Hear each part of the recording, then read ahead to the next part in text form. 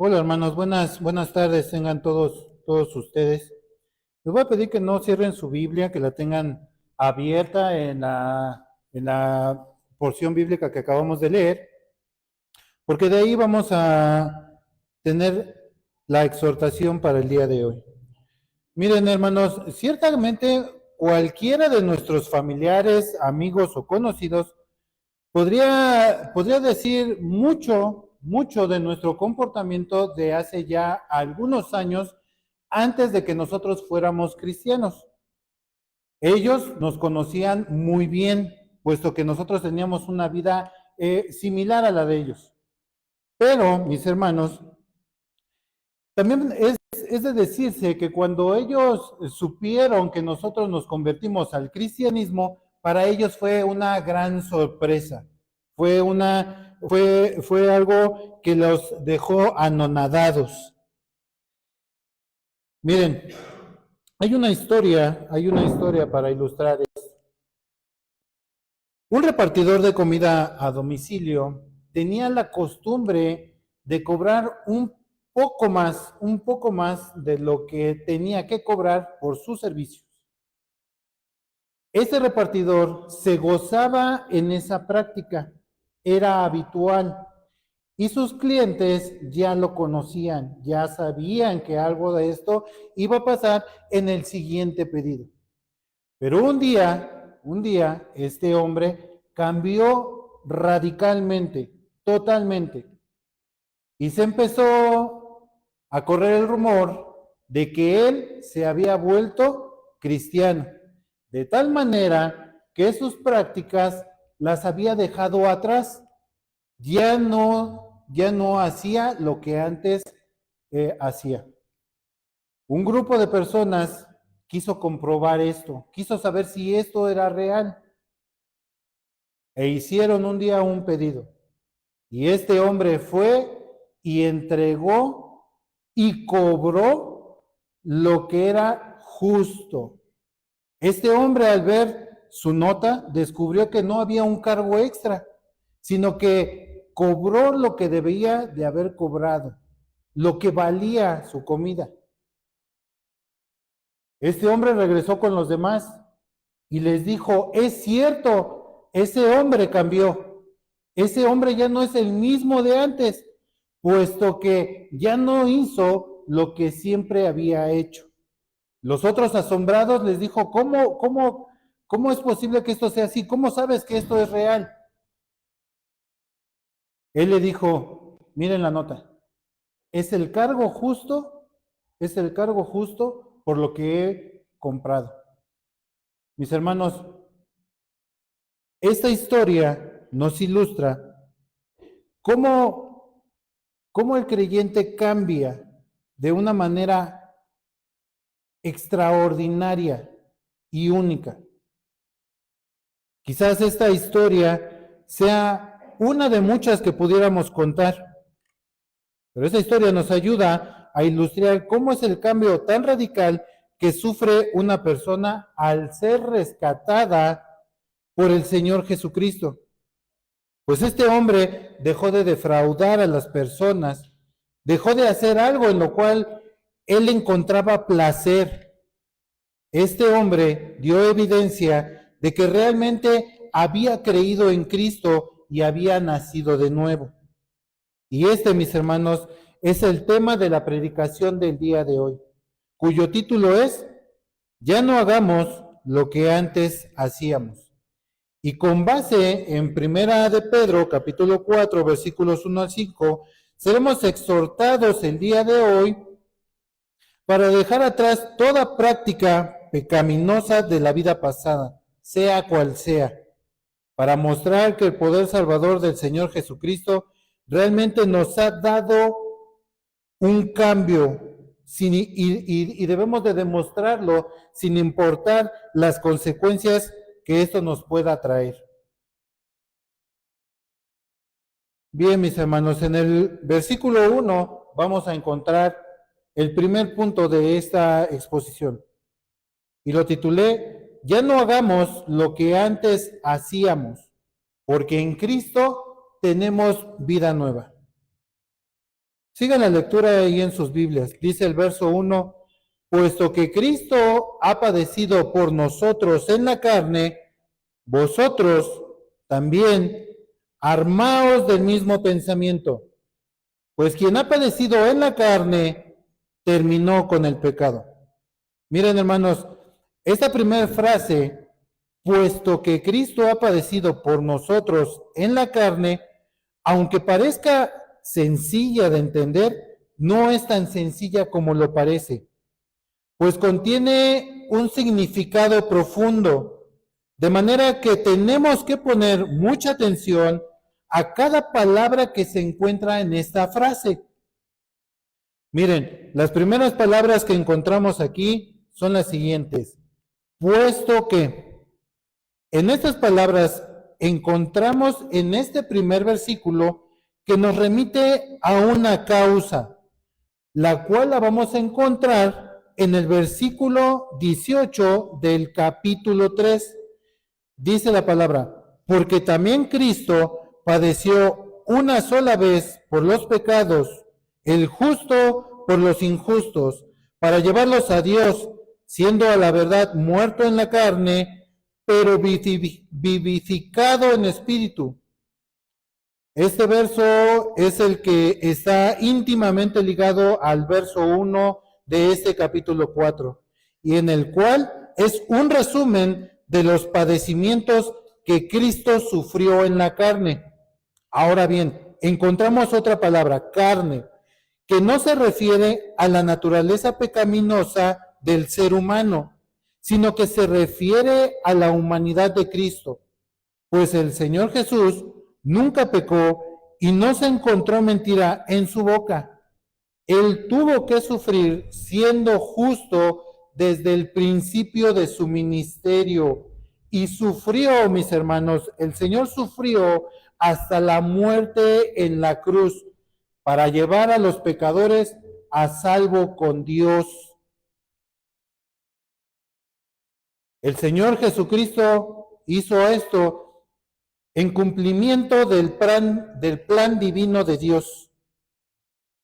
Este maravilloso hecho es el que nos da una nueva vida y victoria sobre el pecado, ya que Cristo en la cruz triunfó sobre la muerte y triunfó sobre el pecado, dándonos una garantía suprema en su resurrección.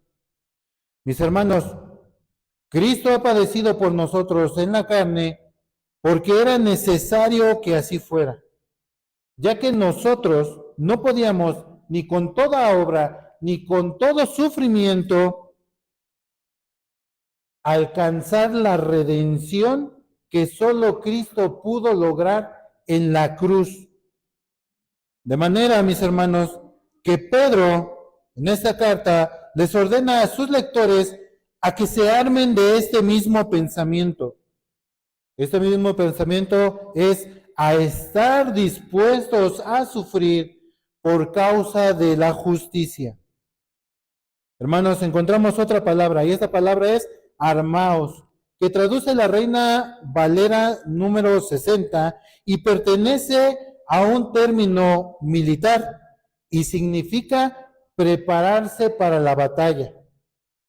Por lo cual, esta palabra en su original es una orden. Todo creyente debe de estar preparado para la lucha que presentará en contra del pecado, a sufrir en carne propia y a sufrir a causa de su nueva vida en Cristo. Mis hermanos, debemos estar determinados a batallar, a sufrir y a vencer el pecado que mora aún en nosotros, aun si esto nos cuesta el peor de los sufrimientos, ya que debemos de hallarnos dignos delante de nuestro Señor Jesucristo. Hermanos, en este primer versículo encontramos una segunda frase. Dice la palabra, pues quien ha padecido en la carne terminó con el pecado. Esta frase hace referencia a Cristo, como ya lo mencioné, pues Él fue quien padeció y sufrió hasta la muerte en la cruz para terminar con el pecado que nos separaba de Dios. Y no solo eso, sino que en su muerte y sobre todo en el derramamiento de su sangre, nos dio vida eterna. Pero mis hermanos, aunque esta frase hace referencia al Señor Jesucristo, también cabe mencionar que también hace referencia a todo creyente que ha nacido de nuevo. A todo creyente que se ha armado del mismo pensamiento de Cristo, ya que el texto se dirige a aquellos creyentes, a aquellos cristianos que sufren persecución y rechazo por causa de su fe, y que tomando su cruz diariamente lucha contra el pecado y rompe con toda relación que lo lleva a una vida pecaminosa. La Nueva Traducción Viviente lo traduce de esta manera: pues si han sufrido físicamente por Cristo, han terminado con el pecado. Mis hermanos, todo hombre, toda mujer que ha entregado su vida a Cristo, padecerá al igual que Cristo padeció. Pues sepan que a Él el mundo lo aborreció primero. De tal manera que los sufrimientos que pasó Cristo en la carne, tarde o temprano lo viviremos nosotros. Y eso lo viviremos así por causa de nuestra nueva vida, pues nuestra identidad que nos da Cristo nos lleva a terminar con el pecado. Y aquí surge una pregunta: ¿en qué sentido o cómo lo vamos a hacer? En el sentido de que ya no debemos de dejarnos dominar por el pecado, sino que lucharemos en contra de él. Pues en nuestra nueva vida ya no debe de haber lugar para el pecado. Ahora, mis hermanos, al igual que estos cristianos a los que escribe Pedro, nosotros que también hemos nacido de nuevo, que también se nos ha dado una vida nueva, debemos de armarnos del mismo pensamiento de Cristo, para que así nosotros luchemos en contra de esa naturaleza pecaminosa que aún vive en nuestro ser, que aún vive en ti y que aún vive en mí. Con eso en mente, mis hermanos, vamos al segundo punto. Ya no hagamos lo que antes hacíamos. No vivamos según nuestros malos deseos. Continúa diciendo Pedro en este segundo versículo: para no vivir el tiempo que resta en la carne conforme a las concupiscencias de los hombres, sino conforme a la voluntad de Dios. Ahora, mis hermanos, en este segundo verso encontramos la siguiente palabra, que a su vez es una conjunción y nos demuestra un propósito. Eso es para, en la cual liga al verso anterior, como ya lo mencioné, a tener una nueva vida en Cristo. Nuestro propósito es el siguiente, y este es a no vivir el tiempo que nos resta en la carne. Mis hermanos, esto quiere decir que como el creyente tiene una nueva vida en Cristo, su propósito en la vida es a ya no vivir como antes lo hacía.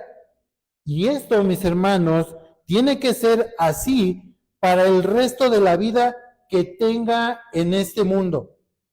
Por lo cual, mis hermanos, Pedro en el verso anterior les ha ordenado a que se armen del mismo pensamiento de Cristo, pues el creyente entrará en una batalla. Escuchen esto: entrará en una batalla contra su carne y contra el pecado que aún habita en su ser. Miren, en esta frase encontramos la palabra vivir, que significa gastar la existencia. El verdadero creyente que encontró gracia delante de los ojos de Dios no puede pasar el resto de su vida malgastando su tiempo, malgastando sus fuerzas, malgastando su ánimo y sus anhelos en el pecado, de acuerdo a sus concupiscencias, que son todos aquellos pensamientos y deseos apasionados por el pecado, los cuales se generan en la mente del hombre, en la mente del ser humano, los cuales el hombre los saborea a tal punto de gastar su tiempo, su esfuerzo, su anhelo, para ver la posibilidad de cómo llegar a cumplir aquello en lo que se está gozando en su mente. Mis hermanos, estos cristianos a los que escribe Pedro vivían en un tiempo duro, vivían en un tiempo difícil, por lo cual Pedro exhorta a sus lectores a ya no malgastar su vida, a ya no malgastarla en el pecado, a ya no malgastarlo de una manera deliberada, pues como lo mencioné en el punto anterior, el creyente ya no debe de dejarse dominar, ya no debe de dejarse dominar por su naturaleza pecaminosa, sino que debe de luchar en contra de ella. Mis hermanos, recordemos que todo pecado es un acto de rebelión en contra de Dios. Cristo, nuestro Señor Jesucristo, nunca dejó ese ejemplo de rebelión. Cristo nunca dejó un ejemplo de desobediencia, sino todo lo contrario. El Señor Jesucristo estuvo en total obediencia y apego a la voluntad de su Padre. Por lo cual, mis hermanos, el creyente tiene que vivir el resto de su vida de acuerdo al pensamiento de su Señor. Ese pensamiento lo debe de tener presente en su vida, constante, y en el cual debe de trabajar, debe de esforzarse, en el cual debe de poner sus anhelos, debe de poner sus fuerzas. Mis hermanos, Pedro se lo dijo a aquellos cristianos, a aquellos primeros creyentes que habían recibido la bondad de Dios, que habían recibido la salvación de Dios y que habían dado muestra de una nueva vida en Cristo Jesús. Pero mis hermanos, esto también aplica a nosotros. Pues nuestro propósito también es a no malgastar nuestra vida. Nuestro propósito también es para nosotros el tener el mismo pensamiento de Cristo. Hermano, tú y yo vamos a entrar en una lucha constante, en una lucha en contra de nuestra manera pecaminosa. De tal manera que debemos de dejar de gozarnos en esos pensamientos que van en contra de la voluntad de Dios. Debemos de luchar contra esos pensamientos, sobre todo contra esas actitudes que van en contra del pensamiento de Cristo. Debemos batallar para acabar contra el pecado, tal y como lo menciona Pedro en esta carta. Pues quien padece en la carne ha roto con toda relación hacia con el pecado. Continúa explicando Pedro en este texto. Dice, sino conforme a la voluntad de Dios. Esto quiere decir que en lugar de estar haciendo aquello que antes hacía, ahora debe de vivir su vida conforme a la voluntad de su Señor, conforme a la voluntad de Dios. Miren, vivir de acuerdo a la voluntad de Dios en este momento que escribe Pedro no era fácil. No era fácil, pues ellos vivían persecución, ellos vivían maltrato, los miraban no con buenos ojos, los oprimían y abusaban de ellos. Y aún en medio de esta aflicción, Pedro los exhorta a comportarse como lo que realmente son. Son un pueblo escogido, una nación santa, un pueblo adquirido por Dios. Y esto también se lo dice a aquellos cristianos en esta misma carta. Hermanos, debemos de vivir conforme a la voluntad de Dios. Y mis hermanos, vivir conforme a la voluntad de Dios es deseando y cumpliendo lo que Dios le agrada que nosotros hagamos. Vivir conforme a la voluntad de Dios es vivir de una manera totalmente distinta y radical. Es vivir totalmente diferente a la manera a cómo estábamos nosotros acostumbrados a vivir. Mis hermanos, este llamado a vivir es a vivir de una manera santa. Y mis hermanos, este es un gran contraste, pues aquellos cristianos ya no deberían de vivir según sus deseos pecaminosos, sino de acuerdo a los deseos de Dios. Pedro, en esta misma carta, afirma lo siguiente. Ahí en el capítulo 2, de los versículos 15 al 17, no lo busque, mi hermano, lo voy a leer de la Nueva Traducción Viviente. Dice así: la voluntad de Dios es que la vida honorable de ustedes haga callar a la gente ignorante que los acusa sin fundamento alguno, pues ustedes son libres, pero a la vez son esclavos de Dios. Así que no usen su libertad como una excusa para hacer el mal. Respeten a todos, amen a la familia de creyentes, teman a Dios y respeten al Rey. Hermanos, dejemos de vivir de una manera pecaminosa. No tenemos por qué seguir viviendo de acuerdo a nuestros malos pensamientos. Tengamos vidas honorables para que no seamos hallados en pecado delante de Dios y seamos dignos del llamado de Cristo.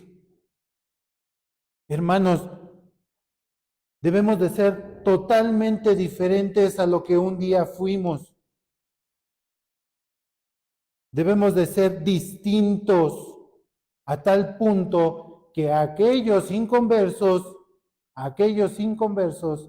se den cuenta de lo que ha pasado en nuestra vida es algo real. Imaginen aquellos cristianos. Imaginen que todos ellos recibieron humillaciones, maltratos. Sus vecinos, sus amigos, sus familiares, los hicieron a un lado por causa de Cristo. Y aún así Pedro los exhorta a que batallen en contra de su manera pecaminosa que aún existe en ellos. Continúa diciendo Pedro en los siguientes 2 versos. Dice: basta ya el tiempo pasado para haber hecho lo que agrada a los gentiles, andando en lascivias, concupiscencias, embriagueces, orgías, disipación y abominables idolatrías. A esto les parece cosa extraña que vosotros no corráis con ellos en el mismo desenfreno de disolución y os ultrajan. Pero ellos darán cuenta al que está preparado para juzgar a los vivos y a los muertos. Y mis hermanos, aquí en estos dos versículos encontramos el tercer punto. Ya no hagamos lo que antes hacíamos, aunque los incrédulos se burlen. Miren, en este verso 3 encontramos la siguiente frase: basta ya el tiempo pasado. Esta frase se refiere a que esa manera de vivir que antes tenían los cristianos había terminado, o mejor dicho aún, había sido suficiente. Esta palabra baste determina el fin de esa vida pecaminosa y deliberada. Esa vida en la cual los cristianos se movían en total libertad.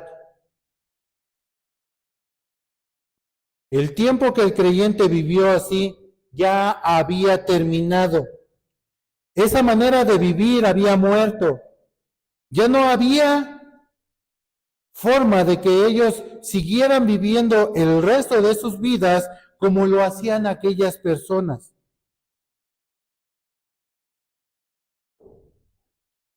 Esa vida, mis hermanos, era delante de los ojos de los incrédulos agradable y dichosa, por lo cual ellos encontraban placer al vivir de esa forma. La palabra que encontramos ahí como gentiles se refiere a todas aquellas personas que son inconversas, que se conducen de una manera deliberada y vana, en la cual los cristianos a los cuales escribe Pedro también vivieron en algún tiempo de su vida antes de creer en Cristo, por lo cual Pedro les dice que ese tiempo ya fue suficiente, pues tuvieron toda la oportunidad para pecar. Esa vida ya había llegado a su fin, esa vida ya había terminado, ya no tenían por qué seguir así.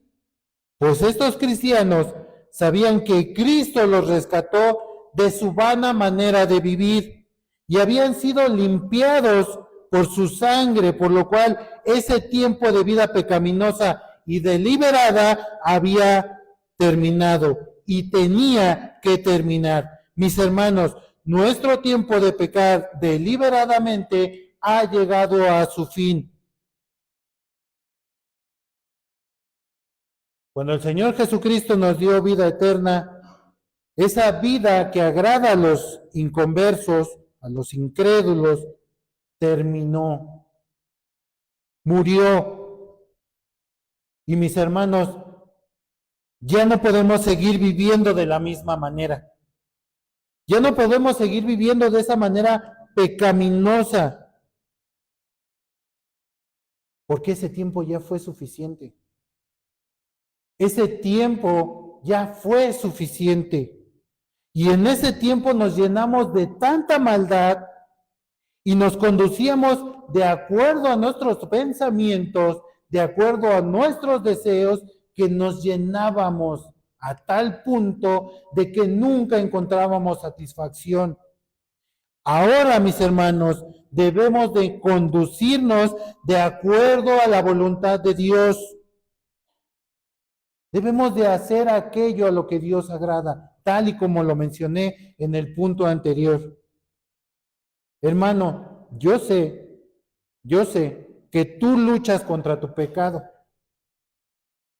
Yo sé también qué es luchar en contra de la carne.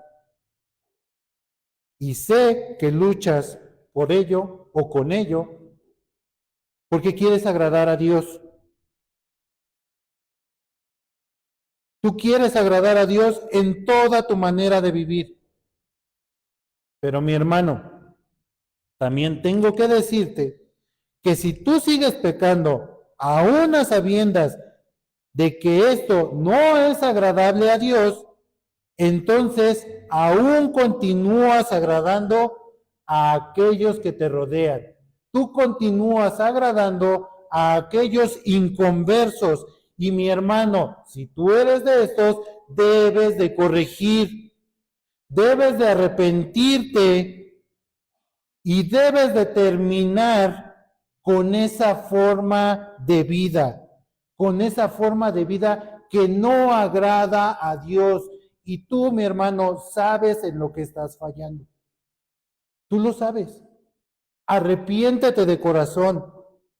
Deja atrás esa vida porque ya terminó, ya murió. Miren, hermanos, continúa diciendo Pedro en ese texto y describe la forma de vida de aquellos inconversos, los cuales tenían un camino hacia el juicio,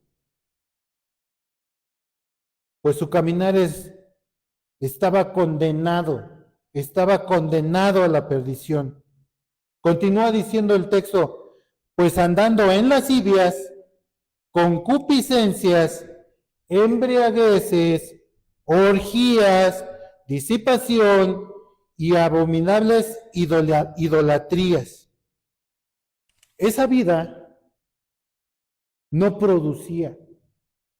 Esa vida tenía un término hacia el juicio. Esa vida era una perdición total. Ellos se habían gozado en todo esto y habían despilfarrado y desperdiciado su única vida. Miren, la palabra andando tiene como idea principal describir la forma de vida de una persona. Y esta forma de vida, Pedro la enliza de esta manera.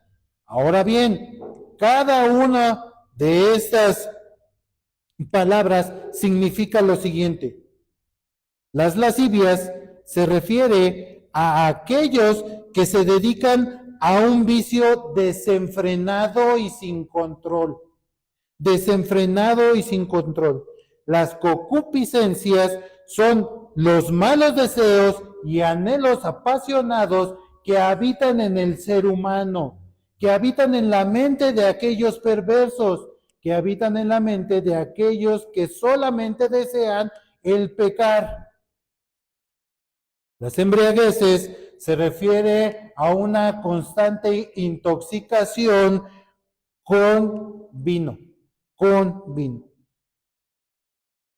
Las orgías se refiere a una fiesta en donde su conciencia se perdía totalmente y no tenían tenían un desenfreno total, en la cual en dicha fiesta ellos se gozaban a tal punto que no pensaban en lo que estaban haciendo. Y se gozaban de tal manera que ellos hacían absolutamente todo, absolutamente todo. La disipación se refiere a sesiones en las que las personas se reúnen con el único fin de emborracharse. Mis hermanos, ¿se dan cuenta?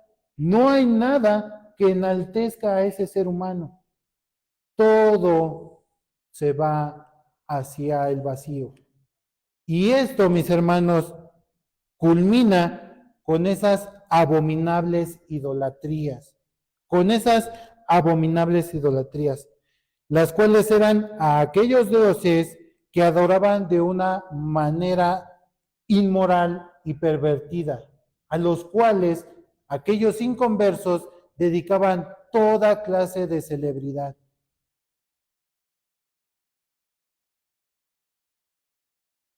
Mis hermanos, era el camino, la forma de vida que le agradaba a los inconversos, de entre los cuales, mis hermanos, salieron aquellos cristianos a los que escribe Pedro.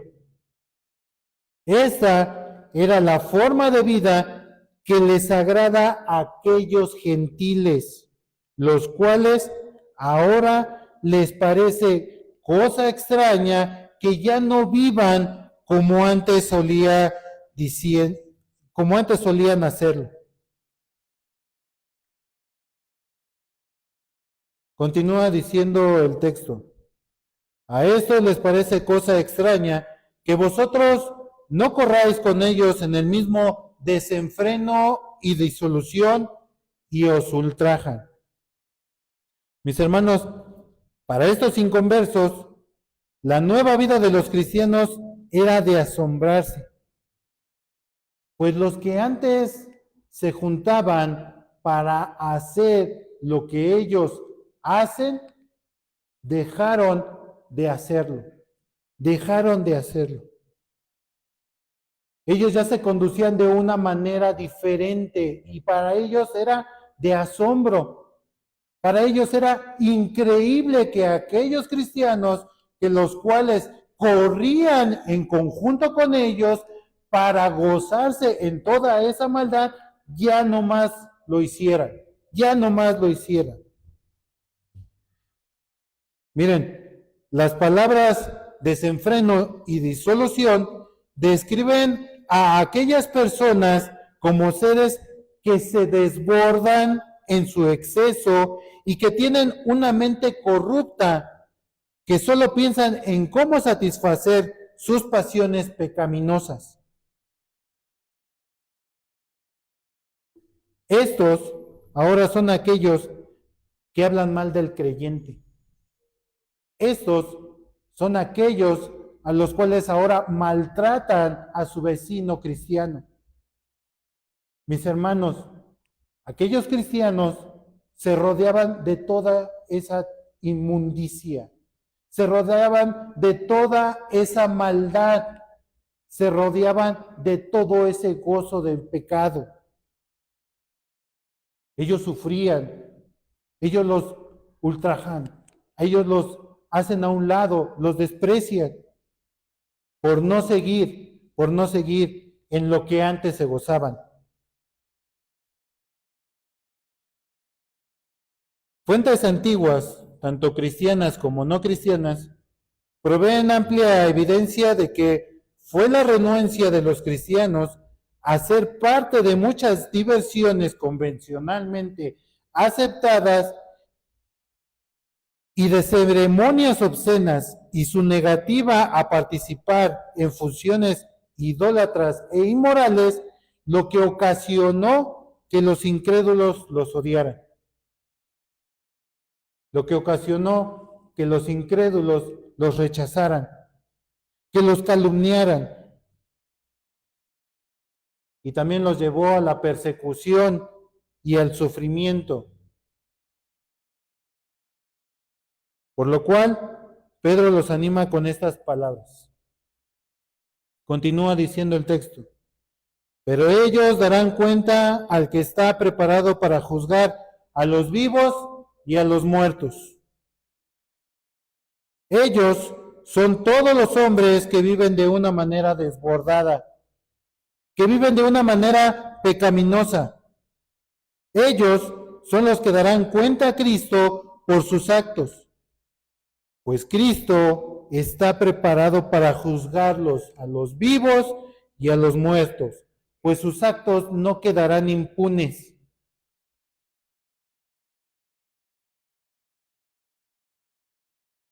Mis hermanos, mi hermano, mi hermana, también nosotros salimos de entre aquellos que corren hacia el pecado. También nosotros salimos de entre aquellos que corren al desenfreno. Mi hermano, tú y yo teníamos las mismas prácticas que aquellos inconversos. Nos gozábamos en nuestro pecado, Nos gozábamos a tal punto de vernos satisfechos. Y aún estando satisfechos, deseábamos más.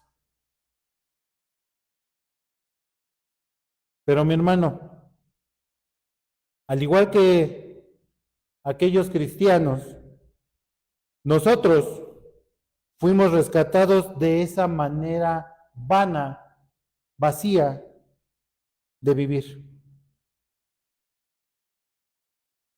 Por lo cual, mi hermano, ya fue suficiente con esa vida pecaminosa que anteriormente teníamos. Esa vida debe de quedar atrás. Ya no debe de existir en nosotros.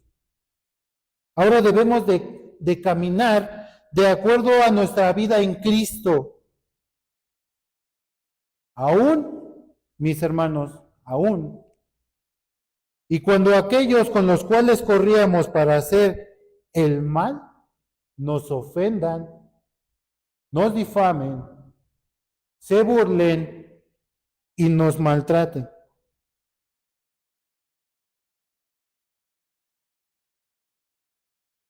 Mi hermano, no importa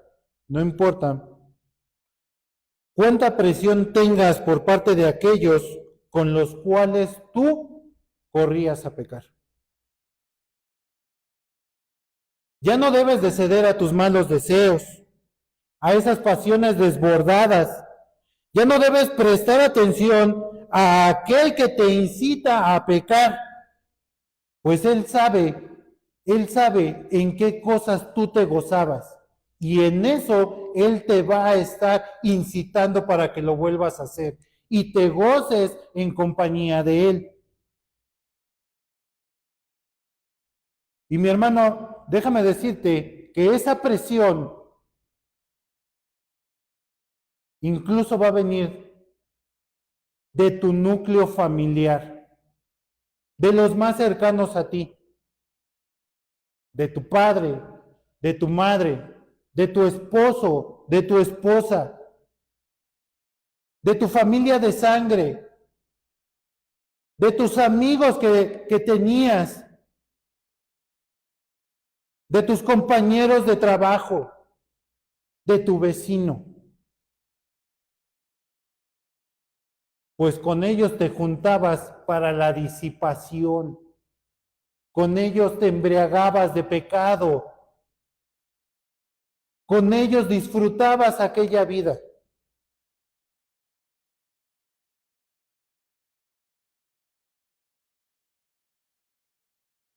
Todos los que formaban parte de tu vieja vida te presionarán para que corras nuevamente.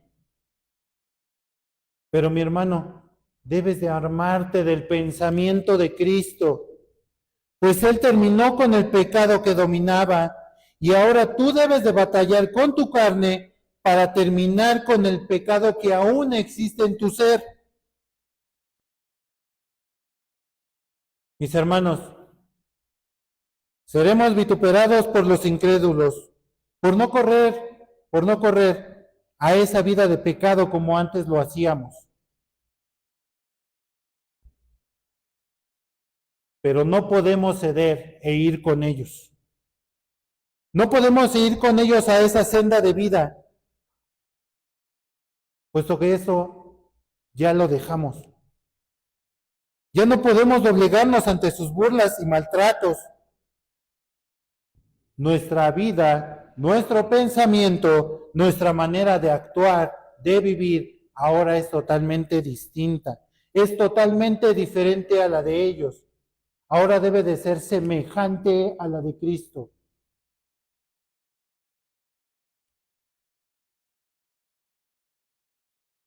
Concluyo, mis hermanos. En este pasaje encontramos que por causa de Cristo tenemos una nueva vida,